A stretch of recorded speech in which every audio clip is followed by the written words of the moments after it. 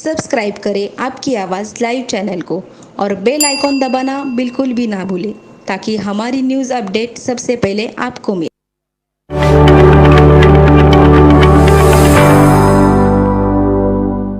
मेरे प्यारे देशवासियों, नमस्कार। आप सब लॉकडाउन में इस मन की बात को सुन रहे हैं। इस मन की बात के लिए आने वाले सुझाव, फोन कॉल की संख्या सामान्य रूप से कई गुना ज्यादा है।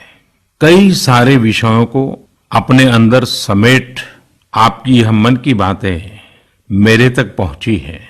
मैंने कोशिश की है कि इनको ज्यादा से ज्यादा पढ़ पाऊं, सुन पाऊं। आपकी बातों से कई ऐसे पहलू जानने को मिले हैं जिन पर इस आपाधापी में ध्यान ही नहीं जाता है। मेरा मन करता है कि युद्ध के बीच हो रही इस मन की बात में उन्हीं कुछ पहलुओं को आप सभी देशवासियों के साथ बांटूं। साथियों, भारत की कोरोना के खिलाफ लड़ाई सही मायने में पीपल ड्रिवन है। भारत में कोरोना के खिलाफ लड़ाई जनता लड़ रही है, आप लड़ रहे हैं। जनता के साथ मिलकर शासन प्रशासन लड़ रहा है। भारत जैसा विशाल देश जो विकास के लिए प्रयत्नशील है, गरीबी से निर्णायक लड़ाई लड़ रहा है। उसके पास कोरोना से लड़ने और जीतने का यही एक तरीका है। और हम भाग्यशाली हैं कि आज पूरा देश का हर नागरिक, जन जन इस लड़ाई का सिपाही है, लड़ाई का नेतृत्व कर रहा है। आप कहीं भी नजर डालिए, आपको एहसास हो जाएगा कि भारत की लड़ाई पीपल ड्रिवन है। जब पूरा विश्व इस महामारी के संकट से जूझ रहा है, भविष्य में जब इसकी चर्चा होगी, उसकी तौर तरीकों की चर्चा होगी, मुझे विश्वास है कि भारत की यह पीपल ड्रिवन लड़ाई, इसकी जरूर चर्चा होगी। पूरे देश में, गली मोहल्लों में, जगह जगह पर आज लोग एक दूसरे की सहायता के लिए आगे आए हैं। गरीबों के लिए खाने से लेकर राशन की व्यवस्था हो, लॉकडाउन का पालन हो, अस्पतालों की व्यवस्था हो, मेडिकल इक्विपमेंट का देश में ही निर्माण हो। आज पूरा देश एक लक्ष्य, एक दिशा, साथ साथ चल रहा है। ताली, थाली, दिया, मोमबत्ती, इन सारी चीजों ने जो भावनाओं को जन्म दिया, जिस जज्बे से देशवासियों ने कुछ न कुछ करने की ठान ली, हर किसी को इन बातों ने प्रेरित किया है। शहर हो या गांव, ऐसा लग रहा है जैसे देश में एक बहुत बड़ा महायज्ञ चल रहा है, जिसमें हर कोई अपना योगदान देने के लिए आतुर है। हमारे किसान भाई बहनों को ही देखिए, एक तरफ वो इस महामारी के बीच अपने खेतों में दिन रात मेहनत कर रहे हैं और इस बात की भी चिंता कर रहे हैं कि देश में कोई भी भूखा न सोए। हर कोई अपने सामर्थ्य के हिसाब से इस लड़ाई को लड़ रहा है। कोई किराया माफ कर रहा है, तो कोई अपनी पूरी पेंशन या पुरस्कार में मिली राशि को पीएम केयर्स में जमा करा रहा है। कोई खेत की सारी सब्जियां दान दे रहा है, तो कोई हर रोज सैकड़ों गरीबों को मुफ्त भोजन करा रहा है। कोई मास्क बना रहा है। कहीं हमारे मजदूर भाई बहन क्वारंटीन में रहते हुए जिस स्कूल में रह रहे हैं, उसकी रंगाई पुताई कर रहे हैं। साथियों, दूसरों की मदद के लिए आपके भीतर हृदय के किसी कोने में जो ये उमड़ता घुमड़ता भाव है ना, वही कोरोना के खिलाफ भारत की इस लड़ाई को ताकत दे रहा है। वही इस लड़ाई को सच्चे मायने में पीपल ड्रिवन बना रहा है। और हमने देखा है पिछले कुछ साल में हमारे देश में यह मिजाज बना है, निरंतर मजबूत होता रहा है। चाहे करोड़ों लोगों का गैस सब्सिडी छोड़ना हो, लाखों सीनियर सिटीजन का रेलवे सब्सिडी छोड़ना हो, स्वच्छ भारत अभियान का नेतृत्व लेना हो, टॉयलेट बनाने हो, अनगिनत बातें ऐसी है। इन सारी बातों से पता चलता है हम सबको एक मन, एक मजबूत धागे से पिरो दिया है, एक होकर देश के लिए कुछ करने की प्रेरणा दी है। मेरे प्यारे देशवासियों, मैं पूरी नम्रता पूर्वक, बहुत ही आदर के साथ आज 130 करोड़ देशवासियों की इस भावना को सर झुका करके नमन करता हूं। आप अपनी भावना के अनुरूप देश के लिए अपनी रुचि के हिसाब से, अपने समय के अनुसार कुछ कर सके, इसके लिए सरकार ने एक डिजिटल प्लेटफॉर्म भी तैयार किया है। ये प्लेटफॉर्म है covidwarriors.gov.in। मैं दोबारा बोलता हूं, covidwarriors.gov.in। सरकार ने इस प्लेटफॉर्म के माध्यम से तमाम सामाजिक संस्थाओं के वॉलंटियर्स, सिविल सोसाइटी के प्रतिनिधि और स्थानीय प्रशासन को एक दूसरे से जोड़ दिया है। बहुत ही कम समय में इस पोर्टल से 1.25 करोड़ लोग जुड़ चुके हैं। इनमें डॉक्टर, नर्सिस से लेकर हमारी आशा, एएनएम बहनें, हमारे एनसीसी, एनएसएस के साथी, अलग अलग फील्ड के तमाम प्रोफेशनल्स, उन्होंने इस प्लेटफॉर्म को अपना प्लेटफॉर्म बना लिया है। ये लोग स्थानीय स्तर पर क्राइसिस मैनेजमेंट प्लान बनाने वालों में और उसकी पूर्ति में भी बहुत मदद कर रहे हैं। आप भी covidwarriors.gov.in से जुड़कर देश की सेवा कर सकते हैं, कोविड वॉरियर बन सकते हैं। साथियों, हर मुश्किल हालात, हर लड़ाई कुछ न कुछ सबक देती है, कुछ न कुछ सिखा करके जाती है, सीख देती है, कुछ संभावनाओं के मार्ग बनाती है और कुछ नई मंजिलों की दिशा भी देती है। इस परिस्थिति में आप सब देशवासियों ने जो संकल्प शक्ति दिखाई है, उससे भारत में एक नए बदलाव की शुरुआत भी हुई है। हमारे बिजनेस, हमारे दफ्तर, हमारे शिक्षण संस्थान, हमारा मेडिकल सेक्टर, हर कोई तेजी से नए तकनीकी बदलावों की तरफ भी बढ़ रहे हैं। टेक्नोलॉजी के फ्रंट पर तो वाकई ऐसा लग रहा है कि देश का हर इनोवेटर नई परिस्थितियों के मुताबिक कुछ न कुछ नया निर्माण कर रहा है। साथियों, देश जब एक टीम बनकर के काम करता है, तब क्या कुछ होता है, ये हम अनुभव कर रहे हैं। आज केंद्र सरकार हो, राज्य सरकार हो, इनका हर एक विभाग और संस्थान राहत के लिए मिलजुल करके पूरी स्पीड से काम कर रहे हैं। हमारे एविएशन सेक्टर में काम कर रहे लोग हों, रेलवे कर्मचारी हो, ये दिन रात मेहनत कर रहे हैं ताकि देशवासियों को कम से कम समस्या हो। आप में से शायद बहुत लोगों को मालूम होगा कि देश के हर हिस्से में दवाइयों को पहुंचाने के लिए लाइफलाइन उड़ान नाम से एक विशेष अभियान चल रहा है।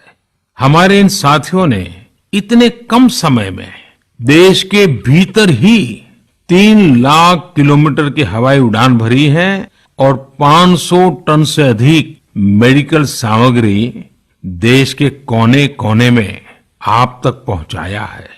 इसी तरह रेलवे के साथी लॉकडाउन में भी लगातार मेहनत कर रहे हैं ताकि देश के आम लोगों को जरूरी वस्तुओं की कमी न हो। इस काम के लिए भारतीय रेलवे करीब करीब 60 से अधिक रेल मार्ग पर 100 से भी ज्यादा पार्सल ट्रेन चला रही है। इसी तरह दवाओं की आपूर्ति में हमारे डाक विभाग के लोग बहुत अहम भूमिका निभा रहे हैं। हमारे ये सभी साथी सच्चे अर्थ में कोरोना के वॉरियर ही हैं। साथियों, प्रधानमंत्री गरीब कल्याण पैकेज के तहत गरीबों के अकाउंट में पैसे सीधे ट्रांसफर किए जा रहे हैं। वृद्धावस्था पेंशन जारी की गई है। गरीबों को 3 महीने के मुफ्त गैस सिलेंडर, राशन जैसी सुविधाएं भी दी जा रही हैं। इन सब कामों में सरकार के अलग अलग विभागों के लोग, बैंकिंग सेक्टर के लोग एक टीम की तरह दिन रात काम कर रहे हैं। और मैं हमारे देश की राज्य सरकारों की भी इस बात के लिए प्रशंसा करूंगा कि वो इस महामारी से निपटने में बहुत सक्रिय भूमिका निभा रही है। स्थानीय प्रशासन, राज्य सरकारें जो जिम्मेदारी निभा रही हैं, उसकी कोरोना के खिलाफ लड़ाई में बहुत बड़ी भूमिका है। उनका ये परिश्रम बहुत प्रशंसनीय है। मेरे प्यारे देशवासियों, देश भर से स्वास्थ्य सेवाओं से जुड़े लोगों ने अभी हाल ही में जो अध्यादेश लाया गया है, उस पर अपना संतोष व्यक्त किया है। इस अध्यादेश में कोरोना वॉरियर्स के साथ हिंसा, उत्पीड़न और उन्हें किसी रूप में चोट पहुंचाने वालों के खिलाफ बेहद सख्त सजा का प्रावधान किया गया है। हमारे doctor, nurses, paramedical staff, community health workers और ऐसे सभी लोग जो देश को कोरोना मुक्त बनाने में दिन रात जुटे हुए हैं, उनकी रक्षा करने के लिए ये कदम बहुत जरूरी था। मेरे प्यारे देशवासियों, हम सब अनुभव कर रहे हैं कि महामारी के खिलाफ इस लड़ाई के दौरान हमें अपने जीवन को, समाज को, हमारे आसपास हो रही घटनाओं को एक फ्रेश नजरिए से देखने का अवसर भी मिला है। समाज के नजरिए में भी व्यापक बदलाव आया है। आज अपने जीवन से जुड़े हर व्यक्ति की अहमियत का हमें आभास हो रहा है। हमारे घर में काम करने वाले लोग हो, हमारी जरूरतों को पूरा करने के लिए काम करने वाले हमारे सामान्य कामगार हो, पड़ोस की दुकानों में काम करने वाले लोग हो, इन सब की कितनी बड़ी भूमिका है, हमें ये अनुभव हो रहा है। इसी तरह जरूरी सेवाओं की डिलीवरी करने वाले लोग, मंडियों में काम करने वाले हमारे मजदूर भाई बहन, हमारे आस पड़ोस के ऑटो चालक, रिक्शा चालक, आज हम अनुभव कर रहे हैं कि इन सब के बिना हमारा जीवन कितना मुश्किल हो सकता है। आजकल सोशल मीडिया में हम सब लोग लगातार देख रहे हैं कि लॉकडाउन के दौरान लोग अपने इन साथियों को न सिर्फ याद कर रहे हैं, उनकी जरूरतों का ध्यान रख रहे हैं, बल्कि उनके बारे में बहुत सम्मान से लिख भी रहे हैं। आज देश के हर कोने से ऐसी तस्वीरें आ रही हैं कि लोग सफाई कर्मियों पर पुष्प वर्षा कर रहे हैं। पहले उनके काम को संभवतः आप भी कभी नोटिस नहीं करते थे।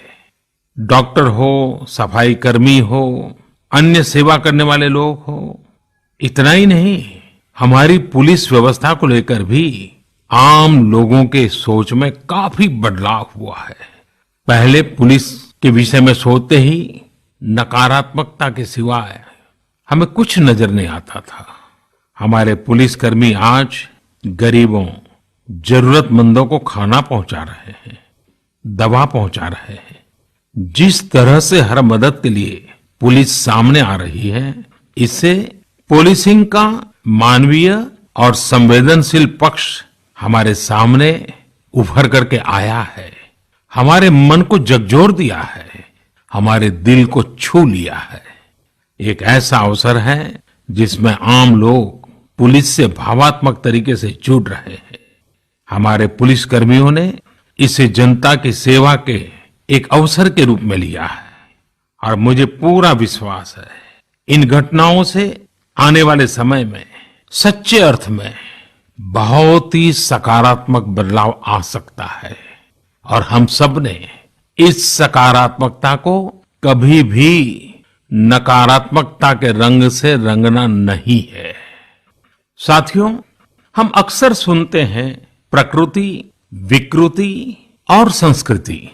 इन शब्दों को एक साथ देखें और इसके पीछे के भाव को देखें तो आपको जीवन को समझने का भी एक नया द्वार खुलता हुआ दिखेगा। अगर मानव प्रकृति की चर्चा करें तो ये मेरा है, मैं इसका उपयोग करता हूं।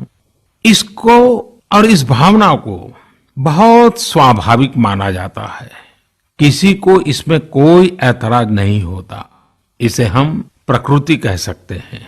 लेकिन जो मेरा नहीं है, जिस पर मेरा हक नहीं है, उसे मैं दूसरे से छीन लेता हूं, उसे छीनकर उपयोग में लाता हूं, तो हम इसे विकृति कह सकते हैं। इन दोनों से परे, प्रकृति और विकृति से ऊपर जब कोई संस्कारित मन सोचता है या व्यवहार करता है तो हमें संस्कृति नजर आती है।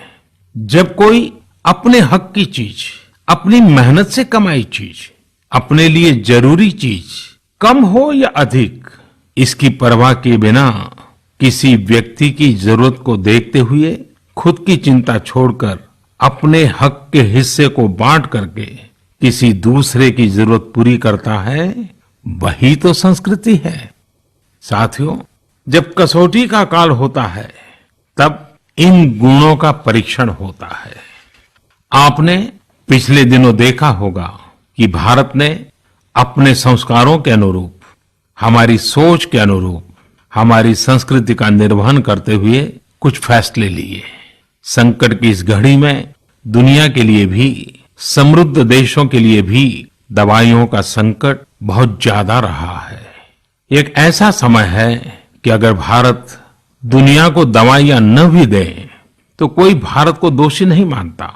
हर देश समझ रहा है कि भारत के लिए भी उसकी प्राथमिकता अपने नागरिकों का जीवन बचाना है। लेकिन साथियों, भारत ने प्रकृति विकृति की सोच से परे होकर फैसला लिया। भारत ने अपनी संस्कृति के अनुरूप फैसला लिया। हमने भारत की आवश्यकताओं के लिए जो करना था उसका प्रयास तो बढ़ाया ही, लेकिन दुनिया भर से आ रही मानवता की रक्षा की पुकार पर भी पूरा ध्यान दिया। हमने विश्व के हर जरूरतमंद तक दवाइयों को पहुंचाने का बीड़ा उठाया और मानवता के इस काम को करके दिखाया। आज जब मेरी अनेक देशों के राष्ट्राध्यक्षों से फोन पर बात होती है तो वो भारत की जनता का आभार जरूर व्यक्त करते हैं। जब वो लोग कहते हैं thank you India, thank you people of India, तो देश के लिए गर्व और बढ़ जाता है। इसी तरह इस समय दुनिया भर में भारत के आयुर्वेद और योग के महत्व को भी लोग बड़े विशिष्ट भाव से देख रहे हैं। सोशल मीडिया पर देखिए, हर तरफ इम्यूनिटी बढ़ाने के लिए किस तरह से भारत के आयुर्वेद और योग की चर्चा हो रही है। कोरोना की दृष्टि से आयुष मंत्रालय ने इम्यूनिटी बढ़ाने के लिए जो प्रोटोकॉल दिया था, मुझे विश्वास है कि आप लोग इसका प्रयोग जरूर कर रहे होंगे। गर्म पानी, काढ़ा और जो अन्य दिशा निर्देश आयुष मंत्रालय ने जारी किए हैं वो आप अपनी दिनचर्या में शामिल करेंगे तो आपको बहुत लाभ होगा। साथियों, वैसे ये दुर्भाग्य रहा है कि कई बार हम अपनी ही शक्तियां और समृद्ध परंपराओं को पहचानने से इनकार कर देते हैं। लेकिन जब विश्व का कोई दूसरा देश एविडेंस बेस्ड रिसर्च के आधार पर वही बात करता है, हमारी ही फॉर्मूला हमें सिखाता है, तो हम उसे हाथों हाथ ले लेते हैं। संभवतः इसके पीछे एक बहुत बड़ा कारण सैकड़ों वर्षों की हमारी गुलामी का कालखंड रहा है। इस वजह से कभी कभी हमें अपनी ही शक्ति पर विश्वास नहीं होता है, हमारा आत्मविश्वास कम नजर आता है। इसलिए हम अपने देश की अच्छी बातों को, हमारे पारंपरिक सिद्धांतों को एविडेंस बेस्ड रिसर्च के आधार पर आगे बढ़ाने के बजाय उसे छोड़ देते हैं, उसे हीन समझने लगते हैं। भारत की युवा पीढ़ी को अब इस चुनौती को स्वीकार करना होगा। जैसे विश्व ने योग को सहज स्वीकार किया है, वैसे ही हजारों वर्षों पुराने हमारे आयुर्वेद के सिद्धांतों को भी विश्व अवश्य स्वीकार करेगा। हाँ, इसके लिए युवा पीढ़ी को संकल्प लेना होगा और दुनिया जिस भाषा में समझती है उस वैज्ञानिक भाषा में हमें समझाना होगा, कुछ करके दिखाना होगा। साथियों, वैसे कोविड-19 के कारण कई सकारात्मक बदलाव हमारे काम करने के तरीके, हमारी जीवन शैली और हमारी आदतों में भी स्वाभाविक रूप से अपनी जगह बना रहे हैं। आपने सबने भी महसूस किया होगा इस संकट ने कैसे अलग अलग विषयों पर हमारी समझ और हमारी चेतना को जागरूक किया है। जो असर हमें अपने आसपास देखने को मिल रहे हैं, इनमें सबसे पहला है मास्क पहनना और अपने चेहरे को ढककर रखना। कोरोना की वजह से बदलते हुए हालात में मास्क भी हमारे जीवन का हिस्सा बन रहा है। वैसे हमें इसकी भी आदत कभी नहीं रही कि हमारे आसपास के बहुत सारे लोग मास्क में दिखे, लेकिन अब हो यही रहा है। हाँ, इसका ये मतलब नहीं है कि जो मास्क लगाते हैं वे सभी बीमार हैं। और जब मैं मास्क की बात करता हूं तो मुझे एक पुरानी बात याद आती है। आप सबको भी याद होगा, एक जमाना था कि हमारे देश के कई ऐसे इलाके ऐसे होते थे कि वहां अगर कोई नागरिक फल खरीदता हुआ दिखता था तो आस पड़ोस के लोग उसको जरूर पूछते थे, क्या घर में कोई बीमार है? यानी फल मतलब बीमारी में ही खाया जाता है, ऐसी एक धारणा बनी हुई थी। हालांकि समय बदला और ये धारणा भी बदली। वैसे ही मास्क को लेकर भी धारणा अब बदलने वाली ही है। आप देखिएगा, मास्क अब सभ्य समाज का प्रतीक बन जाएगा। अगर बीमारी से खुद को बचना है और दूसरों को भी बचाना है तो आपको मास्क लगाना पड़ेगा। और मेरा तो सिंपल सुझाव रहता है, गमछा मुंह ढकना है। साथियों, हमारे समाज में एक और बड़ी जागरूकता ये आई है कि अब सभी लोग ये समझ रहे हैं कि सार्वजनिक स्थानों पर थूकने के क्या नुकसान हो सकते हैं। यहां वहां कहीं पर भी थूक देना गलत आदतों का हिस्सा बना हुआ था। ये स्वच्छता और स्वास्थ्य को गंभीर चुनौती भी देता था। वैसे एक तरह से देखें तो हम हमेशा से ही इस समस्या को जानते रहे, लेकिन ये समस्या समाज से समाप्त होने का नाम ही नहीं ले रही थी। अब वो समय आ गया है कि इस बुरी आदत को हमेशा हमेशा के लिए खत्म कर दिया जाए। कहते भी हैं कि बेटर लेट देन नेवर। तो देर भले हो गई हो, लेकिन अब ये थूकने की आदत छोड़ देनी चाहिए। ये बातें जहां बेसिक हाइजीन का स्तर बढ़ाएंगी, वहीं कोरोना संक्रमण को फैलने से रोकने में भी मदद करेगी। मेरे प्यारे देशवासियों, ये सुखद संयोग ही है कि आज जब आपसे मैं मन की बात कर रहा हूं तो अक्षय तृतीया का पवित्र पर्व भी है। साथियों, क्षय का अर्थ होता है विनाश, लेकिन जो कभी नष्ट नहीं हो, जो कभी समाप्त नहीं हो, वो अक्षय है। अपने घरों में हम सब इस पर्व को हर साल मनाते हैं, लेकिन इस साल हमारे लिए इसका विशेष महत्व है। आज के कठिन समय में यह एक ऐसा दिन है जो हमें याद दिलाता है कि हमारी आत्मा, हमारी भावना अक्षय है। यह दिन हमें याद दिलाता है कि चाहे कितनी भी कठिनाइयां रास्ता रोके, चाहे कितनी भी आपदाएं आए, चाहे कितनी भी बीमारियों का सामना करना पड़े, इनसे लड़ने और जूझने की मानवीय भावनाएं अक्षय है। माना जाता है कि यही वो दिन है जिस दिन भगवान श्री कृष्ण और भगवान सूर्यदेव के आशीर्वाद से पांडवों को अक्षय पात्र मिला था। अक्षय पात्र यानी एक ऐसा बर्तन जिसमें भोजन कभी समाप्त नहीं होता है। हमारे अन्नदाता किसान हर परिस्थिति में देश के लिए, हम सब के लिए इसी भावना से परिश्रम करते हैं। इन्हीं के परिश्रम से आज हम सब के लिए, गरीबों के लिए देश के पास अक्षय अन्न भंडार है। इस अक्षय तृतीया पर हमें अपने पर्यावरण, जंगल, नदियां और पूरे इकोसिस्टम के संरक्षण के बारे में भी सोचना चाहिए, जो हमारे जीवन में महत्वपूर्ण भूमिका निभाते हैं। अगर हम अक्षय रहना चाहते हैं तो हमें पहले यह सुनिश्चित करना होगा कि हमारी धरती अक्षय रहे। क्या आप जानते हैं कि अक्षय तृतीया का यह पर्व दान की शक्ति यानी पावर ऑफ गिविंग का भी एक अवसर होता है। हम हृदय की भावना से जो कुछ भी देते हैं, वास्तव में महत्व उसी का होता है। यह बात महत्वपूर्ण नहीं है कि हम क्या देते हैं और कितना देते हैं। संकट के इस दौर में हमारा छोटा सा प्रयास हमारे आसपास के बहुत से लोगों के लिए बहुत बड़ा संबल बन सकता है।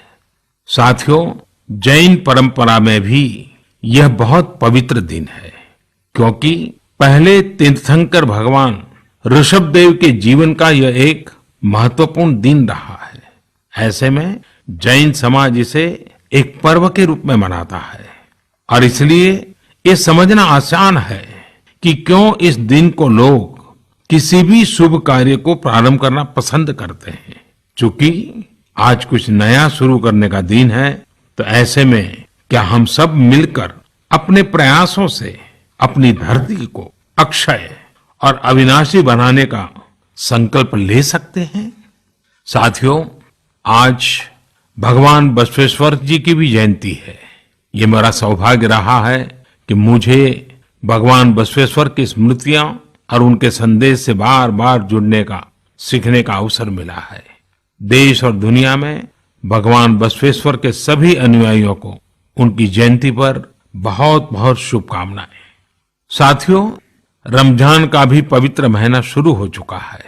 जब पिछली बार रमजान मनाया गया था तो किसी ने सोचा भी नहीं था कि इस बार रमजान में इतनी बड़ी मुसीबतों का भी सामना करना पड़ेगा।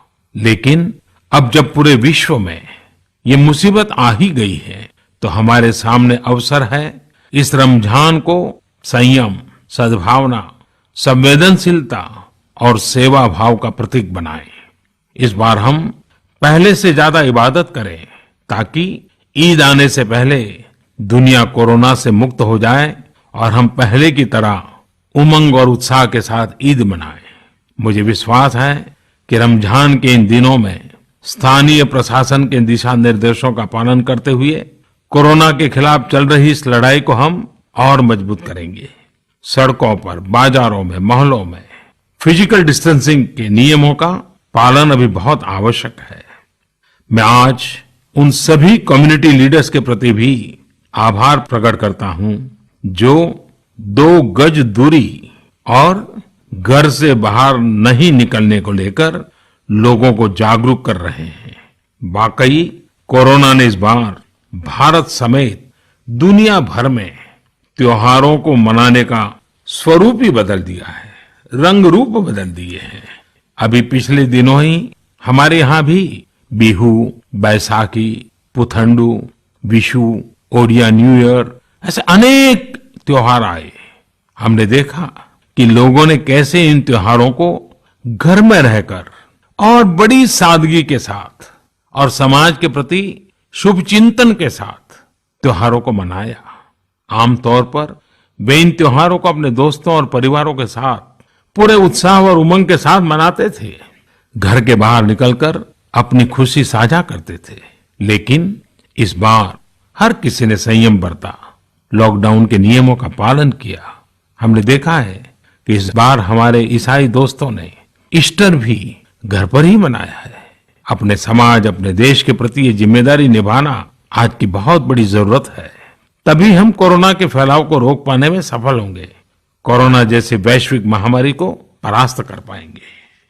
मेरे प्यारे देशवासियों, इस वैश्विक महामारी के संकट के बीच आपके परिवार के एक सदस्य के नाते, और आप सब भी मेरे ही परिवारजन हैं, तब कुछ संकेत करना, कुछ सुझाव देना, ये मेरा दायित्व भी बनता है। मेरे देशवासियों से मैं आपसे आग्रह करूंगा, हम कतई अति आत्मविश्वास में न फंस जाएं। हम ऐसा विचार न पाल लें कि हमारे शहर में, हमारे गांव में, हमारी गली में, हमारे दफ्तर में अभी तक कोरोना पहुंचा नहीं है, इसलिए अब पहुंचने वाला नहीं है। देखिए, ऐसी गलती कभी मत पालना। दुनिया का अनुभव हमें बहुत कुछ कह रहा है और हमारे यहाँ तो बार बार कहा जाता है, सावधानी हटी तो दुर्घटना घटी। याद रखिए, हमारे पूर्वजों ने हमें इन सारे विषयों में बहुत अच्छा मार्गदर्शन किया है। हमारे पूर्वजों ने कहा है, अग्नि ही शेषम ऋण शेषम व्याधि शेषम तथैव च पुनः पुनः प्रवर्धेत तस्मात् शेषम न कार्येत। अर्थात हल्के में लेकर छोड़ दी गई आग, कर्ज और बीमारी मौका पाते ही दोबारा बढ़कर खतरनाक हो जाती है। इसलिए इनका पूरी तरह उपचार बहुत आवश्यक होता है। इसलिए अति उत्साह में स्थानीय स्तर पर कहीं पर भी कोई लापरवाही नहीं होनी चाहिए। इसका हमेशा हमेशा हमने ध्यान रखना ही होगा। और मैं फिर एक बार कहूंगा, 2 गज दूरी बनाए रखिए, खुद को स्वस्थ रखिए। 2 गज दूरी बहुत है जरूरी। आप सबके उत्तम स्वास्थ्य की कामना करते हुए मैं मेरी बात को समाप्त करता हूं। अगली मन की बात के समय जब मिले तब इस वैश्विक महामारी से कुछ मुक्ति की खबरें दुनिया भर से आए, मानव जात इन मुसीबतों से बाहर आए, इसी प्रार्थना के साथ आप सबका बहुत बहुत धन्यवाद।